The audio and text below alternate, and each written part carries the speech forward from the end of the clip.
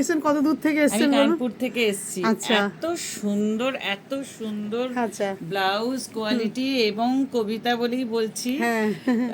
ছোট আমার থেকে, কবিতার ব্যবহার অসম্ভব ভালো।